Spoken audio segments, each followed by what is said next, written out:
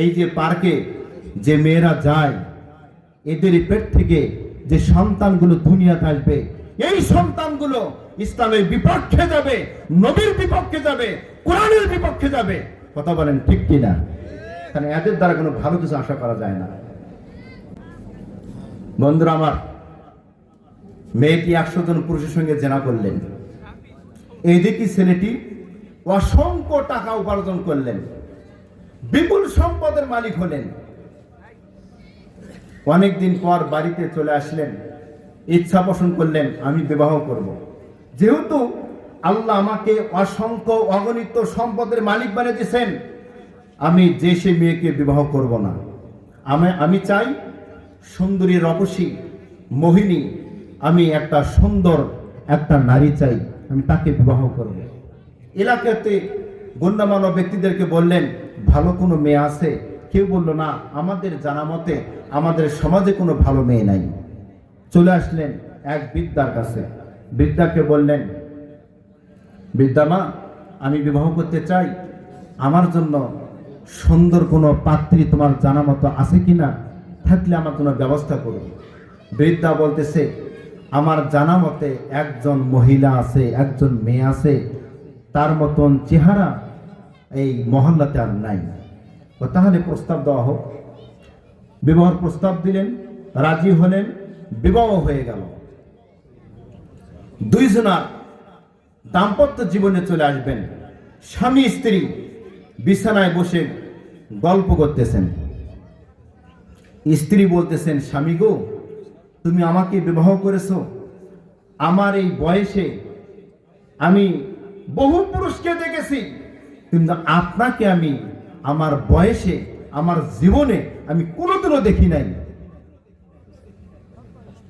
তখন স্বামী বলতেছে, বলে আমি তো এই গ্রামে ছিলাম না, আমি অন্য গ্রামে ছিলাম। বলে আপনি মূল গ্রাম আপনার কোনটি? বলে এটাই আমার মূল গ্রাম। তা আপনি ওই গ্রামে কেন ছিলেন? তখন বিস্তারিত খুলে বলতেছেন, বিবি রে, আমার এই গ্রামে আমার জন্ম, এই গ্রামে আমি অভাবের তাড়নায় আমি এক বাড়িতে চাকর ছিলাম। ওই বাড়ির মালিক তিনি গর্ভবতী ছিলেন, সন্তান প্রসব করেছেন। ওই সন্তানকে আমি হত্যা করে আমি পলায়ন করেছি, দেশ ছাড়া হয়েছি। অনেক দিন পর আমি আমার নিজ গ্রামে চলে আসলাম। মহিলা বললেন, তুমি কোন মেয়েকে হত্যা করেছো? বলে আমি ওই মেয়েকে হত্যা করেছি যার সঙ্গে আমার বিবাহ হওয়ার কথা ছিল। তখন মেয়েটি বললেন, স্বামী গো, আপনি দেখেন তো ওই মেয়েটি আমি কিনা। তখন স্ত্রী তার সম্পূর্ণ কথা খুলে বললেন, তার বুকটা দেখে দিলেন। বলতেছেন, তুমি সেই স্ত্রী, সেই নারী যার বুকটা আমি ফাড়ছি? বলে হ্যাঁ, আমি সেই নারী। তাহলে আমি আপনাকে একটা প্রশ্ন করি। স্বামী বলতেছে, আমি আপনাকে একটা প্রশ্ন করবো, জানতে চাবো, সেটি হলো যে তাহলে তুমি তো 100 জন পুরুষের সঙ্গে জেনা করেছো। ওটাও ঠিক, সেটাও হয়েছে। বলে বিবি, তুমি 100 জন পুরুষের সঙ্গে জেনা করেছো, মেনে নিলাম। তোমাকে আমি হত্যা করেছিলাম, আল্লাহ তোমাকে জীবিত রাখছে, আমার সঙ্গে তোমার বিবাহ হয়েছে। কিন্তু বিবি রে, একটা কথা তুমি জানো না, যেই কথাটা আমি জানি। বিবি বলেন, স্বামী বলেন কি কথা? বলে বিবি রে, তোমার একটা মাকড়সা তোমার মৃত্যুর কারণ হয়ে দাঁড়াবে। বলে তাই? এরকম মাকড়সা তো আমি হাজার হাজার মাকড়সা মেরেছি, কিছু তো আমার হয় নাই। বলে না, তোমার একটা মাকড়সা তোমার মৃত্যুর কারণ হয়ে দাঁড়াবে। বলে তাই? বলে হ্যাঁ। তো বিবি, তুমি যা কিছু করো আমি সব তোমাকে মাফ করে দিলাম, কারণ তোমার সুন্দর চেহারা কাছে আমি একেবারে অন্ধ, কারণ আমি আর কিছুই চাই না, শুধু আমি তোমাকেই চাই। অতএব আল্লাহ আমাকে বিপুল সম্পদ দান করেছেন, এই সম্পদ দিয়ে তোমার জন্য উচ্চ একটা আমি প্রাসাদ নির্মাণ করব, যেই প্রাসাদে একটা পিপিলিকাও প্রবেশ করতে পারবে না। মাকড়সা তো দূরের কথা। ঠিক আছে, আইনামা তাকুনু ইদরিকুমুল মাউত ওয়ালাউ কুনতুম ফি বুরুজিম মুশাইয়াদা। মৃত্যু থেকে কেউ বাঁচবে না। আপনি যত প্রাসাদ নির্মাণ করেন না কেন, যত আপনি প্রাসাদের ভিতরে আপনি সেফটি ভাবে থাকেন না কেন, মৃত্যু থেকে আপনি বাঁচতে পারবেন না। তো সুউচ্চ একটা প্রাসাদ নির্মাণ করলেন, সেই প্রাসাদের ভেতর স্বামী স্ত্রী দুজনে রয়েছেন। স্বামী স্ত্রী গল্প করতেই স্বামীর দৃষ্টি চলে গেল উপরের দিকে, সব পরিষ্কার ফিটফাট। স্বামী দেখতে পেলেন যে সেখানে একটা মাকড়সা জাল বুনতেছে। কি বুনতেছে? জাল। তো জাল বুনতেছে। স্বামী বলতেছে, বিবি রে, তোমাকে আমি অনেক ভালোবাসি, তোমার যাতে ক্ষতি না হয় সেই জন্য আমি অসংখ্য টাকা খরচ করে আমি একটা প্রাসাদ নির্মাণ করলাম।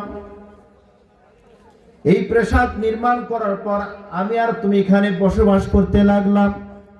এখন দেখি এই প্রাসাদের ভেতর একটা মাকড়সা জাল বুনতেছে। আমার মনে বলে এই মাকড়সাই তোমার মৃত্যুর কারণ হয়ে দাঁড়াবে। বিবি রাগ করলেন, এই মাকড়সা, ছোট্ট একটা মাকড়সা জাল বুনতেছে, ওটা আমার মৃত্যুর কারণ হয়ে দাঁড়াবে। যেহেতু ও আমার মৃত্যুর কারণ হয়ে দাঁড়াবে, ও আমাকে মারার আগে আমি ধ্বংস করে দেব। কি করে দেব? ওরে ধ্বংস করব। মানে আজরাইলকে আমাকে মারার আগে আমি আজরাইলকে আগে শেষ করে দেব। এটা স্ত্রী চিন্তা ভাবনা করতেছেন, তার ব্রেন এটা কাজ করতেছে। চাকরকে বলল, ওইটা আমাকে পেরে দেন। মাকড়সাটা পেরে তার সামনে এনে দেওয়া হলো। স্ত্রী তখন রাগ করে, গুসা করে তার ডান পায়ের যে বৃদ্ধা আঙ্গুল আছে, এই বৃদ্ধা আঙ্গুল দিয়ে ওটাকে মানে পদদলিত করতেছেন, একদম পিষ্ট করেছেন। তুই আমারে মারবি, আমারে হত্যা করবি, তুই আমার মৃত্যুর কারণ, অতএব তোরই আমি দুনিয়াতে থাকতে দেব না, আজকেই তুই শেষ। এটা সূরা নিসার ৭৮ নম্বর আয়াতের কথা আমি আপনাদের মাঝে বলছি। মেয়েটি যখন পিষ্ট করলেন, ওই মাকড়সার যে লালা ছিল, এই লালাগুলো, কষগুলো তার বৃদ্ধা আঙুলের ভিতরে প্রবেশ করলেন। প্রবেশ করার পর আস্তে আস্তে আস্তে আস্তে তার পায়ের রংটা পরিবর্তন হয়ে যাচ্ছে, ব্যথা লাগতেছে, সেই যন্ত্রণা। বেবি বলতেছেন, স্বামী,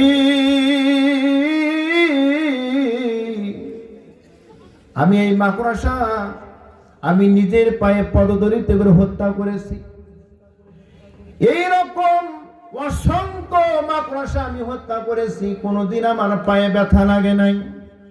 স্বামীরে, আমার পা ব্যথা করতেছে, যন্ত্রণা করতেছে, কষ্ট হচ্ছে, আমার পা যেন নীল বর্ণ হয়ে যাচ্ছে। এমন তীব্র ব্যথা শুরু হয়ে গেল, মেয়েটি আর চোখের পানি ধরে রাখতে পারলেন না। সেখানেই পরে গড়াগড়ি দিয়ে কান্নাকাটি শুরু করলেন। স্বামী বিবিকে বলেন, বিবি রে, মৃত্যু চিরসত্য, এই মৃত্যু থেকে কেউ রেহাই পাবে না। আমি তোমাকে বাঁচার জন্য প্রাসাদ নির্মাণ করলাম, এই প্রাসাদের ভেতর তোমার মৃত্যু এখানে হাজির হয়েছে। অতএব বিবি রে, তুমি আর পৃথিবীতে থাকতে পারবে না, অল্প কিছুক্ষণের মধ্যেই তোমার মৃত্যু হয়ে যাবে। বিবির পুরো শরীরটা নীল হয়ে গেল, মৃত্যুবরণ করলেন। ইন্না লিল্লাহি ওয়া ইন্না ইলাইহি রাজিউন। এই যে প্রাসাদ নির্মাণ করলেন, মৃত্যু থেকে কি বাঁচতে পারছে? আমি আপনি কি মৃত্যু থেকে বাঁচতে পারবো? কখনোই বাঁচতে পারবো না। এই জন্য মৃত্যু যেহেতু আপনার আমার হবেই, আপনি আমি যেহেতু এই পৃথিবীতে থাকবোই না, তাহলে আপনার আমার একটা বাড়ি নির্মাণ করতে হবে কি হবে না? সেই বাড়িটি হলো কবর। সেই বাড়িটার নাম কি? কবর। যেই কবরে আপনার কোনো বন্ধু থাকবে না, কোনো বান্ধবী থাকবে না, কোনো ছেলে থাকবে না, কোনো মেয়ে থাকবে না। আপনার আপন স্ত্রী, যিনি আপনার ঘর সংসার করেছেন, যার জন্য আপনি হালাল নাই হারাম খেয়ে খেয়ে জীবনযাপন করেছেন, সংসার পরিচালনা করেছেন, ওই স্ত্রীও আপনার পাশে থাকবে না। থাকবে? থাকবে না। বন্ধুরা আমার, মৃত্যু থেকে কেউ রেহাই পাবে না। অতএব আপনাকে আমাকে সচেতন হতে হবে, প্রস্তুতি নিতে হবে। মৃত্যুর স্বাদ গ্রহণ করার পূর্বে আপনাকে পূর্ণাঙ্গ একজন আদর্শবান মানুষ হতে হবে। কথা বলেন ঠিক কিনা? চুরি ডাকাতি, সুদ ঘুষ, মদ জুয়া, তাস, 16-18 সব বাদ দিতে হবে। যত বিড়ি আছে সব বাদ দিতে হবে, যত নেশা আছে সব বাদ দিতে হবে। যদি আপনি আদর্শ মানুষ হতে চান, আদর্শবান মুসল্লি হতে চান, তাহলে কবরে আপনি শান্তি পাবেন। তাছাড়া কবরে শান্তি পাওয়া যাবে না। কবরে যদি আপনি আটকে যান, তাহলে আপনার সব পথ বন্ধ হয়ে যাবে, কোথাও আপনি মুক্তি পাবেন না। কবরে যদি আপনি রাস্তা ক্লিয়ার পান, তাহলে আপনার সব রাস্তা ক্লিয়ার হয়ে যাবে। সুবহানাল্লাহ বলেন। প্রিয় বন্ধুরা আমার, আমর ইবনুল আস রাদিয়াল্লাহু তাআলা আনহু, এই হাদিসটি আছে সহিহ মুসলিমের 220 নম্বর হাদিস। আমর ইবনুল আস, যিনি আল্লাহর নবীকে এত ভালোবাসছেন, এত মহব্বত করেছেন, যেদিন ইসলাম ধর্ম গ্রহণ করেছেন সেদিন থেকে নিজের জীবনটাকে ইসলামের জন্য দান করে দিয়েছেন। সুবহানাল্লাহ বলবেন না? অর্থ সম্পদ যা ছিল সব ইসলামের জন্য দান করেছেন, বিনিময়ে কবরের শান্তি এবং জান্নাত। কয়টা জিনিস? দুইটা জিনিস। একটা হলো কবরের শান্তি, অপরটি হলো জান্নাত। কারণ কবরে যদি শান্তি না পান, আপনার কবরে জান্নাত থাকবে না। কবরে যদি আপনি শান্তি পান, আপনার জান্নাত অটোমেটিক আল্লাহর দয়ায় আপনি পেয়ে যাবেন। ঠিক কিনা? আমর ইবনুল আস রাদিয়াল্লাহু তাআলা আনহু, তিনি 5 ওয়াক্ত ফরজ সালাত যথা সময়ে জামাআতের সাথে তিনি কায়েম করেছেন। আব্দুল্লাহ ইবনে আমর তিনি বলেন, আমার জানা মতে আমার বাবাকে আমি কোনোদিন দেখি নাই তিনি 5 ওয়াক্ত সালাত মসজিদ ছাড়া তিনি বাড়িতে পড়েছেন। সেই আমর ইবনুল আস রাদিয়াল্লাহু তাআলা আনহু, তিনি দেওয়ালের দিকে মুখ করে তিনি কান্না করতেছেন। আব্দুল্লাহ বলেন, আব্বা, আপনি কি নবীর সুসংবাদ শুনেন নাই? অমুক অমুক সুসংবাদ শুনেন নাই? আপনি তো কোনোদিন মানুষের সঙ্গে খারাপ আচরণ করেন নাই। আপনি তো হকদারের হক আদায় করেছেন। আপনি তো প্রতিবেশীর হক আদায় করেছেন, প্রতিবেশীর সঙ্গে ভালো আচরণ করেছেন, প্রত্যেক ছেলেমেয়ের সঙ্গে আপনি ভালো আচরণ করেছেন, প্রত্যেক ছেলেমেয়ের হক আপনি যথাযথভাবে আদায় করেছেন। আপনার তো কোনো ভয় নাই, আপনার তো কোনো টেনশন নাই। আপনি কেন এই দেওয়ালের দিকে মুখ করে কান্না করতেছেন? আমর ইবনুল আস বলেন, ছেলে, আমার কাছে সব থেকে প্রিয় কালেমা হচ্ছে শাহাদাতি আল্লাহ ইলাহা ইল্লাল্লাহু ওয়া আন্না মুহাম্মাদার রাসূলুল্লাহ সাল্লাল্লাহু আলাইহি ওয়াসাল্লাম। আমার প্রিয় ছিল কালেমা। এই প্রিয় কালেমার উপর আমি আমার জীবনকে আমি পরিচালনা করেছি। যেদিন আমি ইসলাম ধর্ম গ্রহণ করেছি, আমি এখন পর্যন্ত আমি কোনোদিন শিরিক করি নাই, কোনো মূর্তির কাছে মাথা নত করি নাই। সুবহানাল্লাহ বলেন। নবমুসলিম যারা নবমুসলিম হয়, এরা বুঝে সুঝে তারা মুসলমান হয়। একবার কালেমা পড়লে বাকি জীবনে তারা মন্দিরে যায় না। সুবহানাল্লাহ বলেন না? আপনি যারা নবমুসলিম হয়, আপনি তাদেরকে কখনোই আপনি মন্দিরে নিতে পারবেন না। কিন্তু আমরা কিন্তু মন্দিরে ঠিকই যাই, কি যাই না? মন্দিরে যাই। মুসলমানের সঙ্গে মন্দিরে কোনো সম্পর্ক নাই, ওটা যাদের ধর্ম তাদের সম্পর্ক। আপনার সম্পর্ক হচ্ছে মসজিদের সাথে, কথা বলেন ঠিক কিনা? আপনার সম্পর্ক মসজিদের সাথে, তাদের সম্পর্ক তাদের মন্দিরের সাথে, তাদের গির্জার সাথে, কথা বলেন ঠিক কিনা? আমর ইবনুল আস তিনি বলতেছেন, হে আমার ছেলে, আমার প্রিয় কালেমাই হচ্ছে শাহাদাতি আল্লাহ ইলাহা ইল্লাল্লাহু ওয়া আন্না মুহাম্মাদুর রাসূলুল্লাহ সাল্লাল্লাহু আলাইহি ওয়াসাল্লাম, এটাই হচ্ছে আমার প্রিয়। তবে আমার জীবনে 3টি পর্যায় কেটে গেছে। কয়টি পর্যায়? 3টি পর্যায়। খুব ভালো করে খেয়াল করবেন, স্মরণ করবেন, খেয়াল দিয়ে শুনবেন। 3টি পর্যায় কেটে গেছে। 1 নাম্বার হলো, আমি আমর ইবনুল আস রাদিয়াল্লাহু তাআলা আনহু, আমি বিশ্ব নবী নবী মুহাম্মদুর রাসূলুল্লাহ সাল্লাল্লাহু আলাইহি ওয়াসাল্লামকে সব থেকে আমি বেশি ঘৃণা করেছি।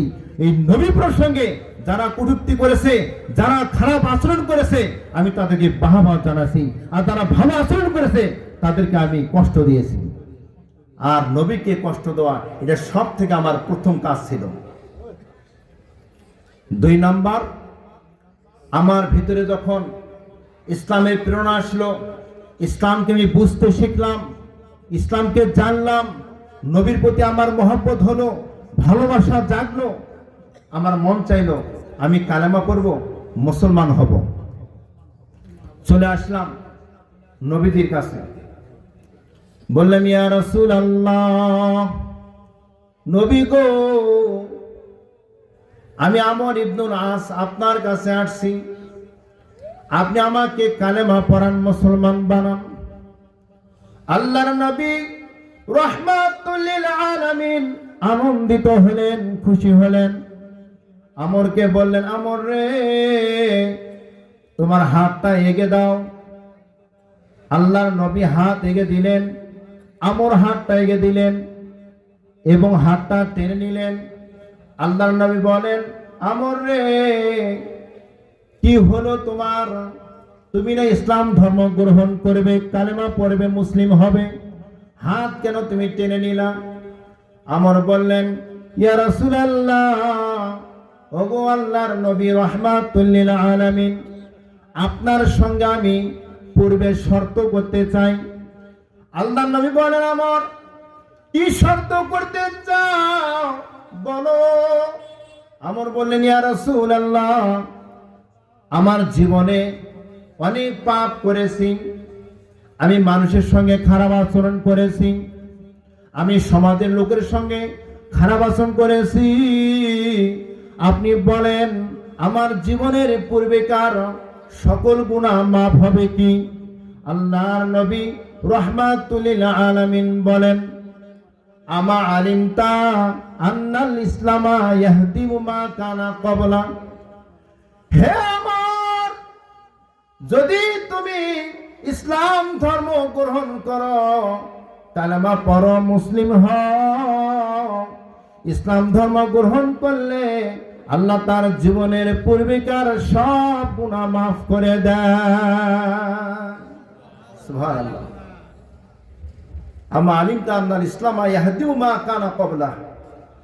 ইসলাম ধর্ম গ্রহণ করলে, ইসলামের উপর তার জীবন পরিচালনা করলে আল্লাহ তার জীবনের পূর্বেকার সব গুনাহ মাফ করে দিবেন। সুবহানাল্লাহ বলবেন না? 2 নাম্বার হলো,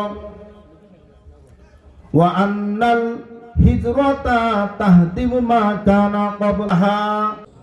আল্লাহর নবী বলেন, যে ব্যক্তি হিজরত করে, হিজরত করলে তার জীবনের পূর্বেকার সব গুনাহগুলো মাফ হয়ে যায়।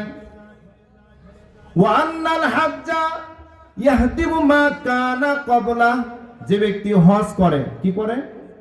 হজ করে, হজ করলে তার জীবনের পূর্বেকার সব গুনাহ আল্লাহ মাফ করে দেন। নিয়ত করেন হজ করার জন্য। যাদের সম্পদ আছে, নিয়ত করেন, আপনার জীবনে যত গুনাহ করেছেন আল্লাহ সব গুনাহ এই হজের বিনিময়ে আল্লাহ আপনাকে মাফ করে দিবেন, যদি আল্লাহ আপনার হজটাকে কবুল করে থাকেন। এই জন্য নিয়ত করেন। যেহেতু আমি আপনি জীবনে বহু গুনাহ করেছি, ঠিক না ভাই? আমাদের প্রতি মুহূর্তে আমাদের গুনাহ হয়। এই জন্য নিয়ত করেন যে আল্লাহর ঘর আমরা তাওয়াফ করব, হওয়াজ করব, আল্লাহ যেন আমাদের গুনাহকে মাফ করে দেন। এই নিয়ত করেন, দেখবেন আল্লাহ আপনার গুনাহকে মাফ করে দিবেন। অতঃপর আমর বলেন, হে আমার ছেলে, অতঃপর আমি কালেমা পড়লাম, মুসলমান হলাম। 2 নাম্বার চলে গেল। 3 নাম্বার হলো ইসলাম ধর্ম গ্রহণ করার পর আমি এত আনন্দিত হলাম, এত খুশি হলাম, আমার চেয়ে ভালো মানুষ মনে হয় আর মক্কাতে নাই। এত ভালোভাবে চললাম, এত ভালো আচরণ করলাম সবার সাথে, কোনোদিন আমার আচার আচরণে কেউ কষ্ট পায় নাই। পরবর্তীতে মানুষের সঙ্গে ওঠা বসা করতে গিয়ে, সমাজে পরিচালনা করতে গিয়ে না জানি আমার কত গুনাহ হয়ে গেছে। বা ইসলাম ধর্ম গ্রহণ করার ওই সময়ে আমি নবীকে ভালোবাসি, আমার দ্বারা ভালো কাজ হয়েছে, তখন যদি আমার মৃত্যু হতো আমি আশা করতাম আমার স্থানটা হয়তো জান্নাতে হতো। সুবহানাল্লাহ বলেন। এখন সমাজে চলতে গিয়ে, বিভিন্ন মানুষের সঙ্গে ওঠা বসা করতে গিয়ে আমার আমল যখন কেমন হচ্ছে আমি জানি না, আমার স্থান জান্নাতে না জাহান্নামে, এই জন্যে আমি কান্না করতেছি। আমর বললেন, হে আমার ছেলে, তোমাকে কয়েকটি ওসিয়ত করে যাই, কয়েকটি ওসিয়ত খুব খেয়াল করবেন। 1 নাম্বার ওসিয়ত হলো, আমি যখন মৃত্যুবরণ করব, মৃত্যুর সময় যখন হয়ে যাবে, তখন তোমরা আমার কাছে তোমরা কালেমা পড়তে থাকবে, আমাকে বলবে না কালেমা পড়ো। আমাকে কি বলবে না? যে কালেমা পড়ো। আমাকে বলবে না যে আমি তওবা করো। কথা কি বুঝতেছেন? মানে আমর বলতেছেন, আমার যখন মৃত্যুর পর্যায়ে চলে আসবে, আমাকে তুমি বলবে না যে আব্বা আমার সঙ্গে কালেমা পড়ো, লা ইলাহা ইল্লাল্লাহু মুহাম্মাদুর রাসূলুল্লাহ, তুমি বলবে না, কারণ এটা রাসূলের সুন্নাহ নয়। বাবা হয়ে তার সন্তানকে বলতেছে, এটা রাসূলের সুন্নাহ নয়। আমার মৃত্যুর সময় তুমি আমাকে তওবা পড়াবে না, কারণ তুমি যদি আমাকে তওবা পড়াও, তা আমার যদি মৃত্যু ওই সময় হয়ে যায়, আমি তার ভালো কাজ করতে পারবো না। পারবো? তাহলে আমাকে তওবা পড়াতে হবে কখন? এখন আমাকে তওবা পড়াতে হবে। মানে এখন আমি সুস্থ আছি, আমি এতদিন খারাপ ছিলাম, এখন তওবা করে আমি এখন ভালো কাজ করতে পারবো, তাহলে এখন তওবা পড়াতে হবে। কথা বলেন ঠিক কিনা?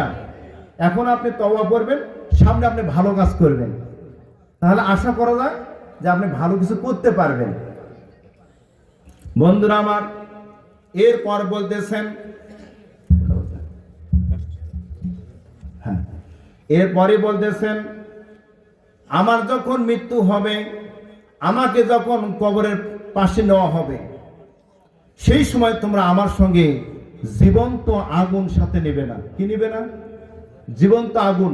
এই যে মশাল ধরে আমরা আগুন সাথে নিই না, এরকম আগুন নেওয়া যাবে না। 2 নাম্বার হলো, আমাকে যখন কবরস্থ করবে, দাফন করবে, দাফন করার পর তুমি কবরের পাশে দাঁড়িয়ে থাকবে, কবরের পাশে দাঁড়িয়ে থাকবে এবং আমার জন্য তুমি দোয়া করবে। কাকে বলতেছেন? সন্তানকে বলতেছেন, আমার পাশে দোয়া করবে। ততক্ষণ তুমি দোয়া করবে এবং তোমার সারা শব্দ আমি বুঝতে পারবো, এবং উপস্থিতিতে আমাকে প্রশ্ন করা হবে, আমি যেন সহি সালামতে আমার প্রশ্নের উত্তরগুলো আমি দিতে পারি। সন্তানকে আদেশগুলো করলেন। বাবা মা মারা গেলে সন্তান কবরের পাশে দাঁড়িয়ে থাকবে, কিন্তু আমরা তা থাকি না। থাকি কি? তা থাকি না। এই মাটি দিয়ে এই তো কবর আদা শুরু হয়ে যাবে, সরকার শুরু হয়ে যাবে। অথবা আমরা বাইরে থেকে বলি সবাই মিলে এখন তার জন্য দোয়া করি, কিন্তু ওইটা তো শিক্ষা নয়। শিক্ষা হলো, আপনার বাবা মা মারা গেছে, আপনার ভাই মারা গেছে, আপনি কবরের পাশে দাঁড়িয়ে থাকেন, ঘন্টা বা ঘন্টা থাকেন, তার জন্য দোয়া করেন, সেটা আপনার কামে লাগবে। কথা বলেন ঠিক কিনা? বন্ধুরা আমার, আমর রাদিয়াল্লাহু তাআলা আনহুর মৃত্যুর যন্ত্রণা শুরু হয়ে গেল। আমর বলতেছেন, ছেলে আমার, আমার বড় কষ্ট হচ্ছে, আমার মনে হয় এই আসমান এবং জমিন আমার বুকের উপর দিয়ে চাপ দিয়ে ধরেছে। ছেলে আব্দুল্লাহ রে, আমি তোমাকে আর একটা কথা বলি, হয়তো আমার জন্য কিছু সহজ হতে পারে। আব্দুল্লাহ বলেন, আব্বা গো বলেন বলেন। আমর বলতেছেন, হে আমার ছেলে আব্দুল্লাহ, আমার যে সম্পদগুলো আছে এই সম্পদগুলো তুমি আল্লাহ রাস্তায় দান করে দাও, তাহলে আমার জীবনটা যেটা আমার সহজ হবে। আব্দুল্লাহ বলেন, আমার আব্বা যখন বললেন তার বুকটা ভারী হয়ে গেছে, গলার ভেতর কষ্ট হচ্ছে, নিঃশ্বাস নিতে কষ্ট হচ্ছে। অতঃপর আমি আমার বাবার সম্পদগুলো সাথে সাথে আমি স্বীকার করলাম, এগুলো আল্লাহ রাস্তায় আমি দান করে দিলাম। অতঃপর দেখতে পেলাম আমার আব্বা মুহূর্তের মধ্যেই যেন ঘুমিয়ে গেল। সুবহানাল্লাহ। সম্পদ দান করলো, বাবা মুহূর্তের মধ্যে ঘুমিয়ে পড়লেন, টেরই পারেন না, মৃত্যু হয়ে গেল। প্রিয় বন্ধুরা আমার, এই জন্য কবর আমাদের অনন্তকালের একটা ঠিকানা। এই দুনিয়াতে আমরা ক্ষণস্থায়ী, কিন্তু কবরটাও হলো ক্ষণস্থায়ী, কিন্তু কতক্ষণ থাকতে হবে এই পথটাও কিন্তু অনেক লম্বা হবে। প্রিয় বন্ধুরা আমার, ওই কবর যেন আপনার আমার সুন্দর হয়, ভালো হয়, আরামদায়ক হয়, শান্তির জায়গা হয়, এই জন্য আপনাকে কি করতে হবে? দুনিয়াতে দান করতে হবে। আপনি যদি দান করেন তাহলে কবরের ভেতর যখন আপনাকে শুয়ে দেওয়া হবে এবং উপরে যখন আপনাকে খাড়াল দেওয়া হবে, বাঁশের চাল দেওয়া হবে, অতঃপর মাটি দেওয়া হবে, মানুষ দিতে না দিতে আপনি দুনিয়াতে যে দান করেছেন এই দানগুলো আপনার কবরের চতুর্পাশ দেশে ওরা দাঁড়িয়ে যাবে। সুবহানাল্লাহ বলবেন না? যার সমর্থন আছে 500 টাকা, 500 টাকা দান করেছে। যার সমর্থন আছে 10,000 টাকা, 10,000 দান করেছে। সেই সমর্থন যে দানগুলো ওই কবরের চতুর্পাশ দিয়ে আপনার বেষ্টন দিয়ে আপনাকে এমনভাবে পাহারা দিবে, আপনাকে কোনো আযাব, কোনো যন্ত্রণা আপনাকে স্পর্শ করতে দিবে না। সুবহানাল্লাহ আসতে বলেন।